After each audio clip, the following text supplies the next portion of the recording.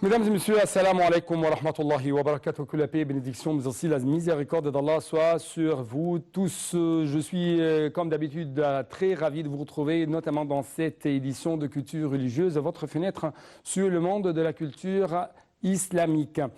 Notre grand prophète Mohammed, que la paix et bénédiction d'Allah soit sur lui, a dit si vous avez passé des jardins des paradis, donc rassasiez-vous. Le jardin de paradis, selon les paroles de notre grand prophète Mohammed, que la paix et bénédiction d'Allah soit sur lui, ce sont les cercles d'invocation d'Allah.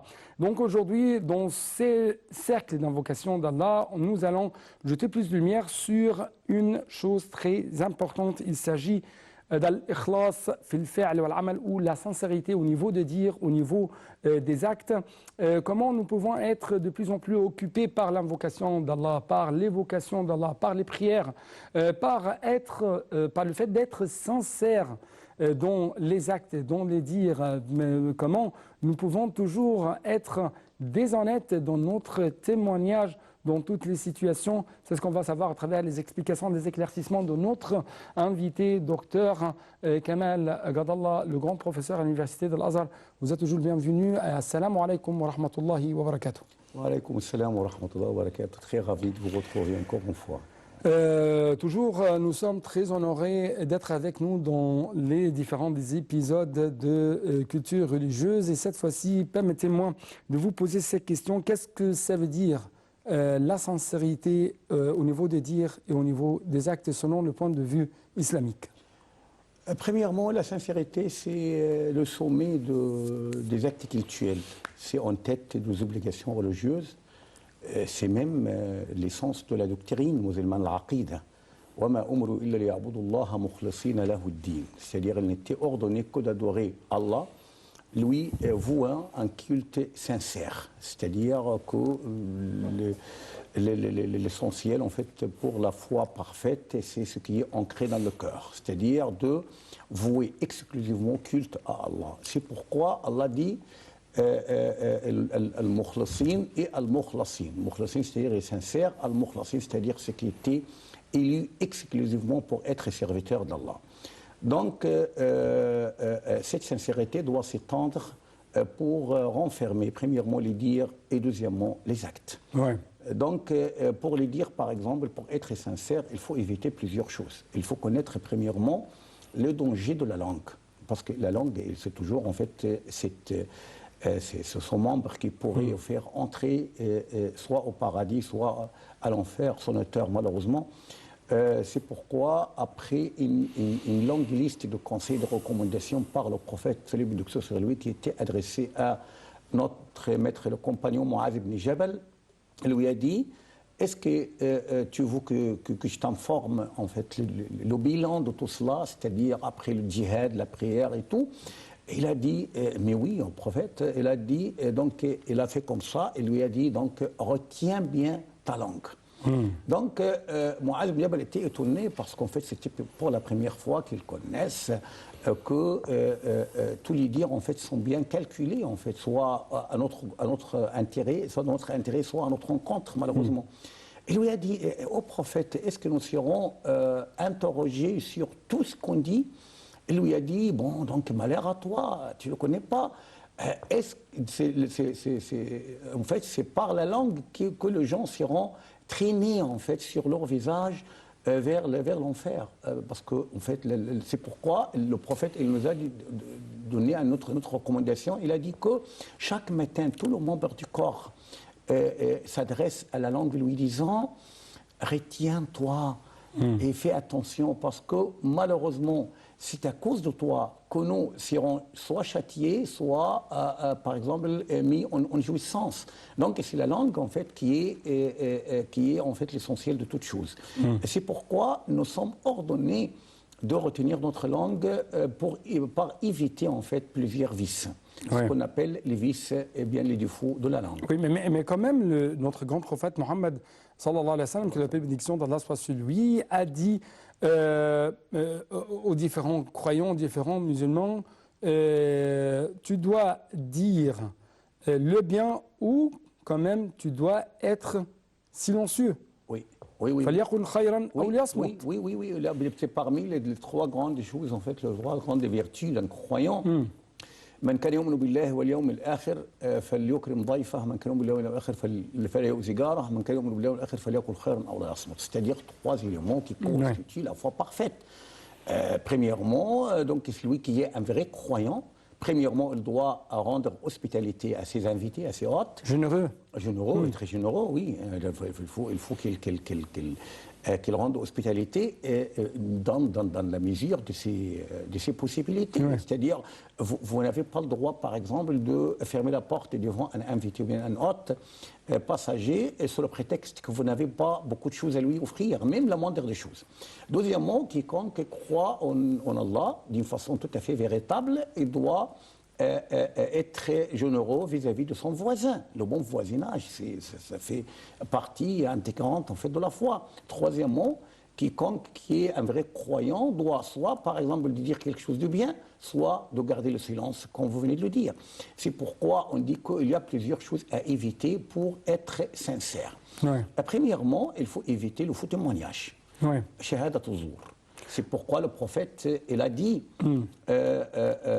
lorsqu'il a lancé un ultimatum, une menace, en fait, un avertissement vis-à-vis des péchés capitaux, donc après avoir énuméré shirk billah, le polythéisme, je ne sais pas quoi, en fait, le meurtre et tout, il était en fait, assis. Oui, non, il était assis comme ça, c'est-à-dire son flanc. Mais il s'est levé d'une façon tout à fait subite. Il a dit, et en particulier le faux témoignage. Faites attention de faux témoignage. Donc le compagnon disait, il a répété à tel point que nous souhaitions en fait qu'il se taise. Oui. Oui, parce qu'il s'agit de quelque chose de très très dangereux. On va savoir pourquoi et comment quand même notre prophète Mohammed a mis en garde contre de tels faux témoignages. Mais après ce petit reportage en ce qui concerne ce sujet, la sincérité au niveau des actes et au niveau des dires.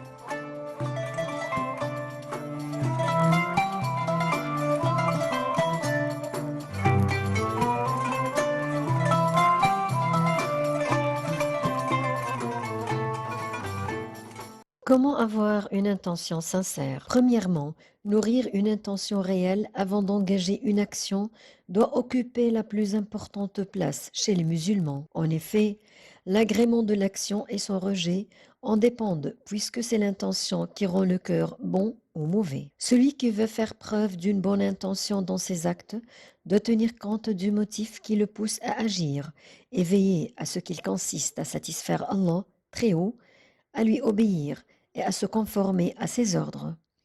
Voilà comment vouer l'intention à Allah le Très-Haut. Il faut ensuite que le fidèle maintienne cette motivation initiale de son action et la garde sincère envers Allah Très-Haut, qu'il ne s'en écarte pas pendant l'accomplissement de ses actions, que les sentiments qui habitent son cœur ne changent pas, qu'il ne s'oriente pas vers un autre qu'Allah et qu'il exclue tout associanisme. Deuxièmement, le fidèle peut bien apprécier la sincérité de ses actes quand il ne les entreprend que pour complaire à Allah. Ne pas agir dans le but d'être vu ou entendu par les autres. Celui qui agit en dehors de toute sincérité, mais juste pour se faire voir et entendre, sera traité en conséquence, puisqu'Allah finira par le déshonorer et montrer ce qu'il cache. On dit, celui qui agit pour gagner un prestige et un rang auprès des gens et ne vise pas à complaire à Allah, celui-ci fera le public visé, parler de lui, puis le privera de récompense dans l'au-delà. Il ne faut pas chercher les éloges des gens, ni éviter leur dénigrement. Préférez dissimuler ses actes au lieu de les afficher. Il faut être soucieux de s'éloigner des milieux d'apparat et de célébrité.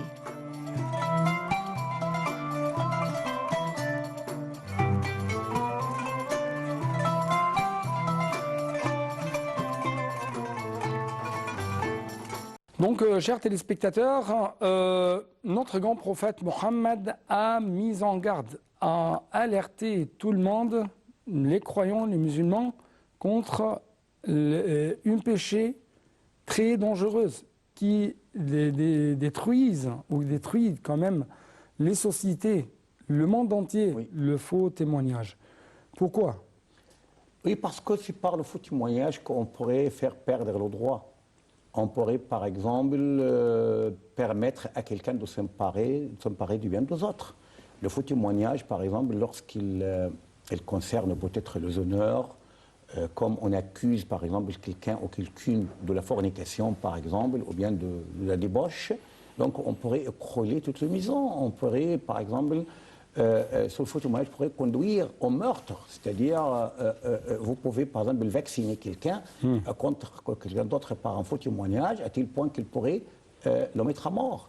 Donc, c'est très, très dangereux. Il conduit à ce qu'on peut appeler le morcellement de la société. Il pourrait morceler, en fait, disperser la société. Ouais. Et nous avons une grande preuve, en fait, dans la biographie. Hein.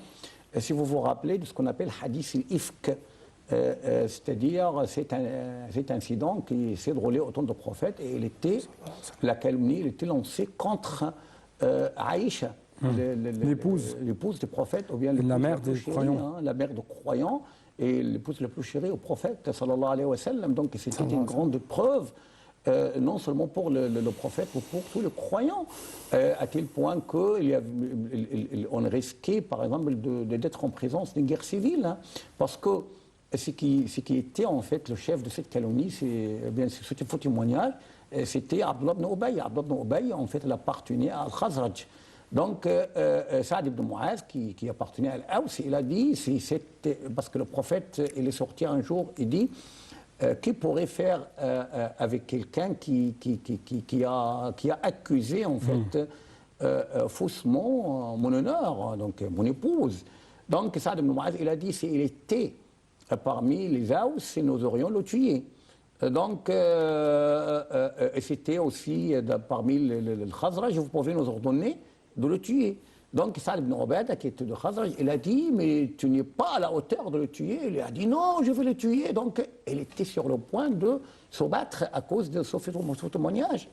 Donc, c'était une grande preuve et un malheur, en fait, à l'époque, non seulement pour le prophète, pour Aïcha, qu'Allah l'agrée et son père, mais aussi pour tous les musulmans. Donc, croyez-vous, il y avait plusieurs choses en fait tout à fait étonnantes. Parmi ceux qui étaient impliqués dans cette calomnie, c'était qui? C'était Hassan ibn Sabit, le poète du prophète, sallallahu alayhi wa sallam. C'était Himna bint Jahsh, qui était la sœur de Zainab bint Jahsh, la mère de croyants. Et il y avait aussi Mistah, qui était proche parent d'Abu Bakr. Donc, il était impliqué dans l'accusation fausse de l'une de ses proches parentes. Donc, c'était une humute, comme on dit, un fitna, une sédition pour tout le croyant. Donc, ce sont les conséquences de ce faux témoignage qui pourraient écrouler toute une société, comme vous venez de le dire. Oui, oui. Et autre chose, bien sûr, c'était, outre les faux témoignages, les défauts de la langue. Les défauts de la langue, comme la médisance et la calomnie, al-ghayba ou al-namima. Donc, pourquoi notre grand prophète Mohammed a dit que ce sont parmi les maladies néfastes pour toute société et pour tous les individus? Ce que pourrait vous donner au premier rapport, c'est le fait que le prophète lui-même, en fait, évitait de tomber sur les faits de médisance. Ouais. Il a dit un jour, je vous avertis que quelqu'un parmi vous ne me dise quelque chose de mal sur quelqu'un d'autre, parce que moi, personnellement, j'aime bien sortir à vous avec un cœur tout à fait pur et sain. Ouais. لا يخبرني أحد عن أحد منكم شيئا فإني أحب أن أخرج إليكم وأنا سليم الصدر. À tel point, la médisance, il pourrait abîmer la société. Même le prophète, il craignait de tomber sur le fait de la médisance. Dans un autre hadith, par exemple, le prophète, il a dit, la médisance, c'est le fait de dire quelque chose de mal contre ton frère. Donc, un des compagnons, il a dit, oh, le prophète, est-ce qu'il s'agit par exemple de quelque chose de vrai, c'est-à-dire d'un dire véritable. Donc, je dis la vérité. Par exemple, quelqu'un qui est peut-être voleur, je dis que c'est un voleur. Donc, bon, donc, le prophète, il a dit, il a déjà en fait ce vice, alors que vous dites la chose à son insu, dans son dos, donc c'est une médisance. Sinon, c'est un mensonge. C'est-à-dire, vous avez dit quelque chose de mensongère. Donc, c'est très, très, très grave, en fait, pour la société. Parce que cela ébranle, en fait, la sérénité et fait troubler le cœur, en fait. Parce que c'est très grave, en fait. Donc, si on entend que quelqu'un, par exemple, dit quelque chose à mon insu, à mon dos, quelque chose de blâmable, en fait, donc je ne pourrais jamais être très, très content de lui, impossible. Donc, mais est-ce que si quelqu'un m'a dit quelle est votre impression, quel est votre témoignage quand même en ce qui concerne cette personne? Ah oui, c'est autre chose. Oui. Pourquoi? Parce qu'il est admissible en fait de dire la vérité dans plusieurs situations. Qui sont réunies dans un vers de poésie à l'instar de ce que font toujours les ulama. C'est-à-dire il y a cette situation dans laquelle vous pouvez dire la vérité même s'il s'agit de médisance. C'est-à-dire qu'il y a cette situation dans lesquelles la médisance est permise. C'est-à-dire, par exemple, si vous faites une pétition, par exemple, contre quelqu'un, normalement, si votre chef, par exemple, votre supérieur, est injuste envers vous ou bien envers vos collègues, donc vous allez faire une pétition, en fait, chaque fois. Donc, dans laquelle il faut dire la vérité. Il faut dire, par exemple, qu'il est injuste envers moi. Il a, par exemple, double mesure. Donc, bon, il est, par exemple, il est abusif vis-à-vis de moi. Donc, vous avez le droit de dire ou bien de déclarer ces défauts. Oui. Si vous, par exemple, demandez secours auprès de quelqu'un, d'un danger de quelqu'un, donc il faut dire qu'il s'agit de quelqu'un qui est criminel, donc vous n'avez pas autre choix. Wastafti, c'est-à-dire si vous, par exemple, vous demandez une fatwa. Une fatwa, c'est-à-dire, par exemple, vous pouvez dire, ah oui, donc peut-être mon frère a volé ma sœur, donc qu'est-ce que je pourrais faire dans cette situation? C'est une situation délicate pour toute la famille.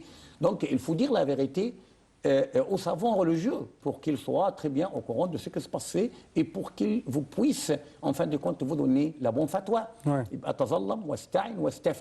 Hazir, l'avertissement.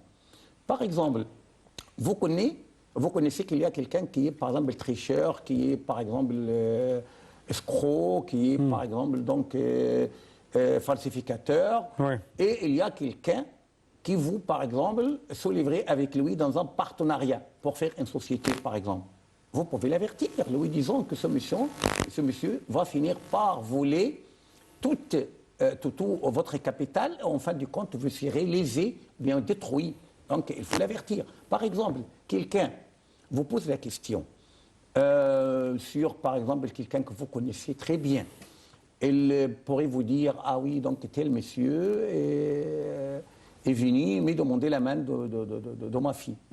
Est-ce que vous trouvez qu'il s'agit de quelqu'un qui est apte à ma fille ou non? Donc vous connaissez bien lui, il ne travaille pas, peut-être il boit du vin, par exemple, il joue aux cartes, par exemple, du hasard. Il n'est pas honnête. N'est pas honnête, n'est pas sincère. Quelqu'un, par exemple, qui ne connaît pas les limites d'Allah, donc il faut dire la vérité. Sinon, vous trompez une fille qui est innocente, qui n'a rien à voir avec cette escroquerie de ce monsieur.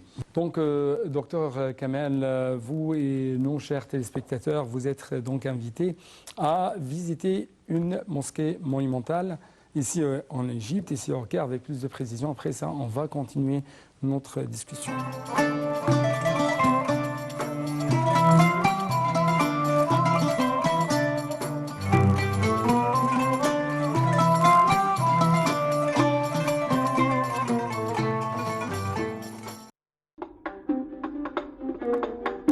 Lorsque le commandant des troupes fatimides, Jawhar al-Saqili, fut envoyé par le calife Al-Mu'izz el-Din pour conquérir l'Égypte.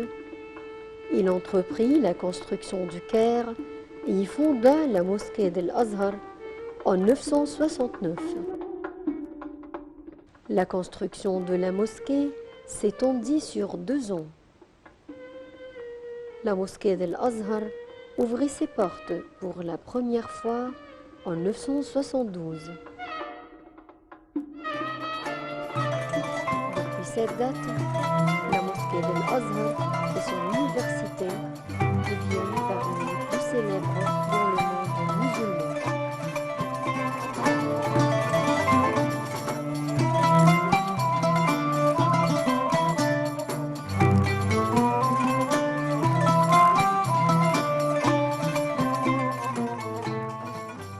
Donc, chers téléspectateurs, pour être sincères au dire et aux actes, nous devons être occupés par l'invocation d'Allah, l'évocation d'Allah. Comment c'est ce qu'on va savoir à travers les éclaircissements de notre grand invité, docteur Kamal Gadallah. Comment, docteur? Premièrement, l'évocation d'Allah, ce n'est pas seulement verbal, hein, mais elle pourrait être aussi gestuelle, c'est-à-dire à chaque fois que vous procédez à faire quelque chose, il faut être très bien conscient et avoir de la certitude qu'Allah vous observe. Oui. Donc, et aussi l'évocation d'Allah par la langue, c'est aussi quelque chose de très important. Parce qu'Allah dit « Fazkuruni azkurkum », c'est-à-dire évoquez-moi et je vous évoque par mes bienfaits.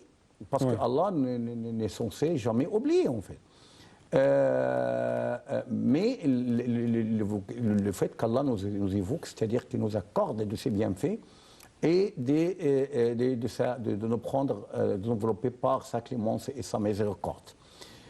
Donc, le prophète, salut et paix sur lui, il a dit aussi La yazalu lisanuka ratban bi dhikrillah. Il faut que votre langue soit toujours en fait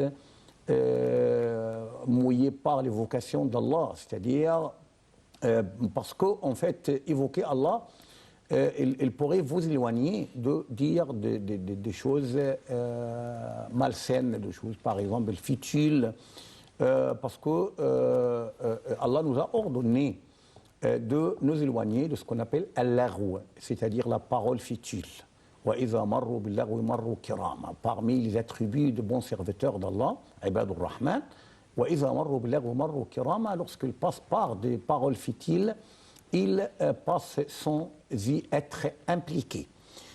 Aussi, parmi les grands vices de gens de l'enfer, le dernier jour, c'est-à-dire que nous nous livrions avec ceux qui disent n'importe quoi. Parce qu'en fait, soit votre science est fructueuse, soit elle est maléfique, elle est néfaste. Parce que le néfaste, c'est-à-dire quoi? C'est-à-dire qu'on pourrait dépasser les limites même de la plaisanterie innocente, pour des plaisanteries, par exemple, qui pourraient être soit moqueries, soit, par exemple, des choses futiles qui pourraient nuire aux autres. Soit, par exemple, on va se livrer à la médisance et la calomnie, on va parler de tout et de rien, comme on dit, comme disent les Français, donc ça sera une perte de temps, et aussi on pourrait avoir commis de péchés et de mauvais actes, de mauvaises actions. Donc, évoquer Allah, c'est dans toutes les situations. Et il faut quand même éviter les mauvaises sciences. Oui, normalement. Les mauvaises sciences, il faut les éviter. Parce que c'est quoi les bonnes sciences? Quelle est la différence entre les mauvaises sciences et les bonnes sciences? Si les gens avec qui vous faites une science vous rappellent de l'au-delà, vous rappellent d'Allah, donc c'est une bonne science. S'ils nous rappellent que, par exemple, de la vie et ses futilités, ou bien ses jouissances éphémères, donc fait, par exemple, de se livrer à tout ce qui est, par exemple, le désir, à tout ce qui est volupté, je ne sais pas quoi, donc c'est une mauvaise science. Donc c'est pourquoi il faut que la science pousse à évoquer Allah. Donc Allah, gloire à lui, dit parlant aussi des attributs de croyants, الذين يذكرون الله قياما وقعودا وعلى جنوبهم, c'est-à-dire qu'on évoque Allah éternellement, dans tous les états, soit par exemple on est assis, soit en debout, soit sur le flanc. Donc même avant de dormir, il faut aussi évoquer Allah avant de dormir, donc vous n'allez pas perdre peut-être 2-3 minutes à réciter peut-être Ayat al-Kursi, le verset de 30, par exemple à faire ce qu'on appelle l'invocation de sommeil. Donc ce sont des petites choses, mais qui sont susceptibles de vous préserver contre le shaitan, contre le diable, et aussi vous donner en fait une satisfaction, une sorte de paix intérieure. Donc comme ça, vous pouvez dormir d'une façon tout à fait paisible. Donc c'est l'évocation. L'invocation, on l'appelle en fait l'essence de l'adoration. Ad-du'a ou mukh al-ibada, c'est d'après le hadith. Et l'invocation, c'est quoi?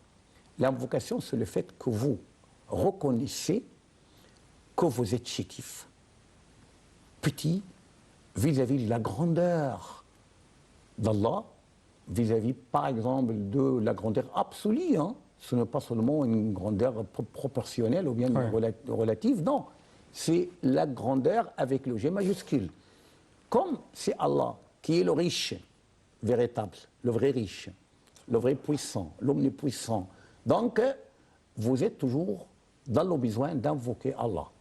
Donc, c'est pourquoi Allah a terminé le verset إن الذين يستكبرون عن عبادتي, il n'a pas dit du'a'i, عبادتي de mon adoration. وقال ربكم ادعوني استجب لكم عن عبادتي سيدخلون جهنم داخلين. C'est-à-dire qu'Allah a qualifié l'invocation en tant qu'ibada, acte cultuel. Oui, nous prions Allah qu'il soit glorifié de nous rendre parmi ses serviteurs les plus élus, mais aussi les plus sincères au niveau des dires et au niveau des actes.